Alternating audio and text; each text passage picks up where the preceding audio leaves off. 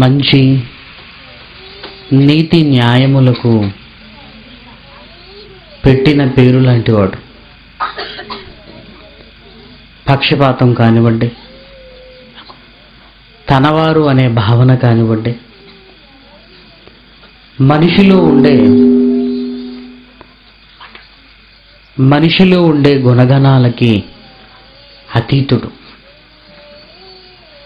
పరలోకమందున్నవాడుగా,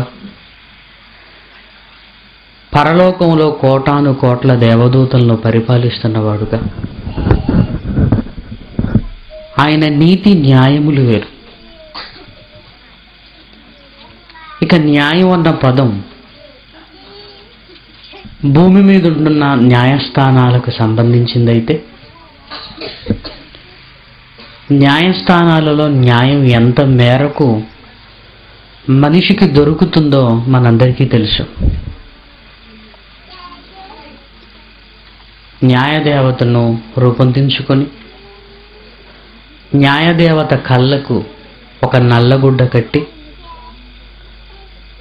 న్యాయదేవత చూడదు, వాదనలను విని మాత్రమే తీర్పు చెప్పుతుందన్న భావన ఈరోజు కోర్టులలో మనం చూడగలం. అంతేకాకుండా న్యాయదేవత చేతిలో ఒక త్రాసు. ఆ త్రాసు ఎందుకు పెట్టారంటే, ఇక్కడ న్యాయం సరిగ్గా తూచబడుతుంది అనే ఒక గుర్తుగా ప్రతి న్యాయస్థానంలోనూ మనకు కనపడుతుంది. ఈరోజు ప్రపంచంలో న్యాయస్థానాలు ఉన్నవి, కానీ న్యాయస్థానాలలో న్యాయం ఉందంటారా? న్యాయదేవత కళ్ళకు గంతలు, న్యాయదేవత చేతిలో త్రాసు, ఇవన్నీ చూడటానికి మాట్లాడుకోవటానికి బాగున్నాయి, కానీ న్యాయస్థానంలో న్యాయం లభిస్తుందంటారా? ఈ మధ్య కాలంలో ఎక్కువ మంది అక్రమ సంపాదనతో కోట్లు సంపాదించిన వారు కటకటాల వెనక్కి వెళ్ళిన సందర్భం మనకు తెలుసు. ఒక సత్యం కంప్యూటర్ అధినేత రామలింగరాజు గారు కానివ్వండి, ఈ మధ్యకాలంలో 2G కేసులో అరెస్ట్ అయిన తమిళనాడు ముఖ్యమంత్రి కానివ్వండి, ఇకపోతే ఓబులాపురం మైనింగ్లో అక్రమంగా సంపాదించాడని ఈరోజు ఆరోపణలు ఎదుర్కొంటూ విచారణ ఎదుర్కొంటున్న గాలి జనార్దన్ కానివ్వండి, వీళ్ళు కొల్లగొట్టిన సొమ్ము కోట్ల రూపాయలు. వందలు వేలు లక్షలు కాదు, వేల కోట్ల రూపాయలు. ఒక గాలి జనార్దన్ గురించి ఆలోచిస్తేనే కూర్చునే చేరు బంగారంతో చేయించుకున్నాడంటే మీరు ఆలోచించండి. ఓబులాపురం నుంచి హెలికాప్టర్లో బయలుదేరి బెంగళూరుకు వెళ్ళి టిఫిన్ చేసి మళ్ళీ ఓబులాపురంకు హెలికాప్టర్లో వచ్చేవాడు. అంటే కొన్ని వేల కోట్ల రూపాయలు దోచుకున్నాడని మనకు అర్థమవుతుంది. ఇప్పుడు న్యాయస్థానాల చుట్టూ తిరుగుతున్నారు. ఏం జరుగుతుందో ఏం జరగబోతుందో సామాన్య ప్రజానీకానికి ముందే తెలుసు. ఎందుకంటే హడావుడిగా అరెస్ట్ చేయటం, ఆ తర్వాత ప్రజల ఆలోచనలో నుంచి వెళ్ళిపోగానే నెమ్మదిగా వాళ్లకు తొత్తులుగా మారటం ఏ చరిత్రలో చూసినా ఏ ప్రభుత్వమైనా తల ఒగ్గి తన వారిని కాపాడుకునే ప్రయత్నం చేస్తూనే ఉంది. ఇక ఈ మధ్య కాలంలో వినపడుతున్న ఒక పదవి ఏంటో తెలుసా? రామలింగరాజు కూడా కోర్టుకు అప్పీల్ చేసుకున్నాడు. ఏమనంటే, నన్ను ప్రత్యేకమైన ఖైదీగా చూడండి, నేను ఖైదీనే, కానీ నన్ను ప్రత్యేకమైన ఖైదీగా చూడండి. ఇదేంటండి అసలు? నన్ను ప్రత్యేకమైన ఖైదీగా చూడండి. ఆ తర్వాత గాలి జనార్దన్ కూడా పిటిషన్ వేసుకున్నాడు. ఏమని? నన్ను మీరు ప్రత్యేకమైన ఖైదీగా చూడాలి. ఖైదీ అన్న పదమే బాగలేదు, మళ్ళీ ప్రత్యేకమైన ఖైదీ ఏంటి? దొంగ, మంచి దొంగ అన్నట్టు. అంటే మంచి దొంగ ఉంటాడా, మంచి వ్యభిచారి ఉంటాడా, మంచి హంతకుడు ఉంటాడా?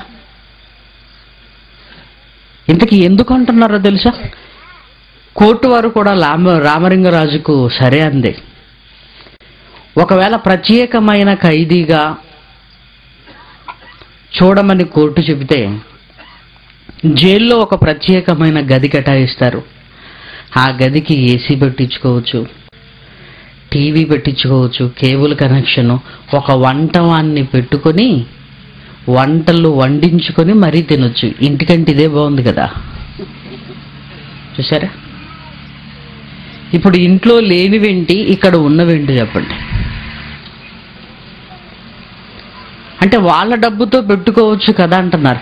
అసలు డబ్బులు కోట్ల రూపాయలు దోచుకున్నారన్న నెపంతోనే జైల్లోకి వెళ్ళి జైల్లో కూడా సర్వ సుఖాలు అనుభవించడానికి ప్రయత్నం చేస్తున్నారంటే న్యాయం అనేది ఉంది, అన్యాయం అనేది ప్రతి చోట ఉందండి. ప్రతి చోట. ఒక 100 రూపాయలు జేబు కొట్టి పర్సు కొట్టిన వాన్ని తీసుకెళ్ళి కాళ్ళు చేతులు విరిచి అంత విపరీతంగా కొడుతున్న పోలీసు వాళ్ళు ఇప్పుడు వేల కోట్ల రూపాయలు దోచుకున్నవన్నీ ఏం చేయాలి? వేల కోట్ల రూపాయలు ఓబులాపురం గనుల్లో పేదవాడు తవ్విన ఆ తవ్వకాలలో ఉంచి వచ్చిన ఖనిజంతో కోట్ల రూపాయలు గడించాడే అంటే పేదవాడి కడుపు కొట్టలేదా? పేదవాడి చెమటతో సంపాదించలేదా వేల కోట్ల రూపాయలు? ఇటు పేదలను అటు ప్రభుత్వాన్ని మోసగించి వేల కోట్ల రూపాయలు సంపాదించిన వీరిని మాత్రం జైళ్ళల్లో పెట్టి ప్రత్యేకమైన ఖైదీలుగా చూడమంటున్నారంటే ప్రభుత్వాలకైనా న్యాయం ఉందా చెప్పండి ప్రియమైన దేవుని పిల్లలారా? మనకు పక్కనే ఉందండి ఒంగోలు, ప్రకాశం జిల్లా. చీముకుర్తి అనే ప్రాంతంలో గ్రానైట్ రాయి పడింది. లోతుల్లోకి వెళ్ళి ఆ రాయి తీయడానికి కార్మికులు చాలా కష్టపడతారండి. క్రేన్లతో ఆ పెద్ద పెద్ద బరువున్న రాళ్లను తీసేటప్పుడు చాలా ప్రమాదాలు జరుగుతాయండి, చాలా ప్రమాదాలు జరుగుతాయి. రీసెంట్గా ఒక 1 year బ్యాక్ అనుకుంటాను, 1 సంవత్సరం క్రిందట ఒక క్రేన్తో ఒక బరువున్న రాయిని పైకి తీసుకుంటున్నప్పుడు కిందుంటున్న కూలీల మీద పడిపోయిందండి ఆ రాయి. ఆ బరువైన రాయి మీద పడితే కింద తునకలు అయిపోయారండి. భార్య పిల్లలు వచ్చి కనీసం శవాన్నైనా మాకు ఇవ్వండి అంటే శవాన్ని తీయటానికి చాలా ఖర్చు అవుతుంది, ఇదిగోండి ఈ 50,000 తీసుకుని వెళ్ళిపోండి అంటున్నారండి ఆ కంపెనీ వాళ్ళు. శవాన్ని తీయటానికి బాగా ఖర్చు అవుతుందట. చస్తే శవాన్ని తీయటానికి కూడా లెక్కలు వేసుకుంటున్నారు. బ్రతికుండగా వాళ్ళ రెక్కల కష్టంతో కోట్లు సంపాదిస్తారు కదా, కోట్లు. ఇప్పుడు కనీసం మరణించిన తర్వాత శవాన్ని చూసుకునే భాగ్యంలో వాళ్ళు చెప్పే సమాధానం చూడండి. ఆ రాయిని మళ్ళీ తీయాలంటే చాలా ఖర్చు అవుతుంది. అయితే ఏంటి మనిషికే విలువ లేకుండా పేదల కష్టార్జితంతో కోట్లు సంపాదిస్తుంది. వచ్చిన పోలీసులైనా అదేంటి వేల కోట్లు సంపాదిస్తున్న మీరు కనీసం శవాన్ని తీయడానికి ఎందుకు మీరు అలా చేస్తున్నారు లేదండి. వాళ్ళు కూడా డబ్బు తీసుకుని వెళ్ళిపోయారు ప్రియమైన దేవుని పిల్లలారా. ఇంకెక్కడుందండి న్యాయం? సమాజంలో ఎక్కడ జరుగుతుంది చెప్పండి పేదవాడికి న్యాయం? ఉన్నవాడే అన్ని చోట్ల తనకున్న దాన్ని పెట్టుబడిగా పెట్టి చలామణవుతున్న ఈ రోజుల్లో సమాజంలో నీతి న్యాయాలకు ఆ పదాలే పేదవాడు పలకడానికి భయపడుతున్న రోజులంటివి. అందుకే సొలొమోను గారు సూర్యుడి కింద జరుగుతున్న ఈ వ్యవస్థలో లోపాలను గురించి ఒక మంచి మాట రాశాడండి. ప్రసంగి గ్రంథంలో ఉంటున్న మంచి మాట చూడండి దయచేసి. ప్రసంగి గ్రంథంలో